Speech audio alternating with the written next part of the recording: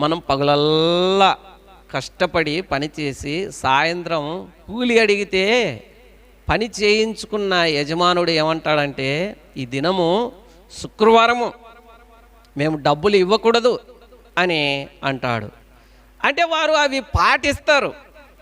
ఎవరైనా పని మీద బయటికి వెళుతున్నప్పుడు పిల్లి ఎదురయ్యిందనుకో, అబ్బా అపశకనం, ఈరోజు పోకూడదు, లేదా 5 నిమిషాలు 10 నిమిషాలు ఆగుతారు. అంటే తప్పకుండా పాటిస్తారు. ఏదైనా జరగకూడనిది జరుగుతుందేమో అని ముందే భయపడతారు.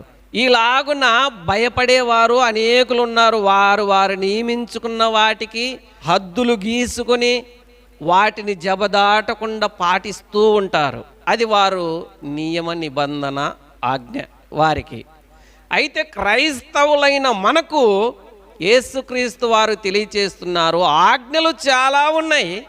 అందులో ముఖ్యమైనది, నీవు నేను నిజంగా యేసుక్రీస్తు వారిని నమ్మి ఉంటే ఇది తప్పక పాటించాలి అని ఆయన తెలియచేశాడు.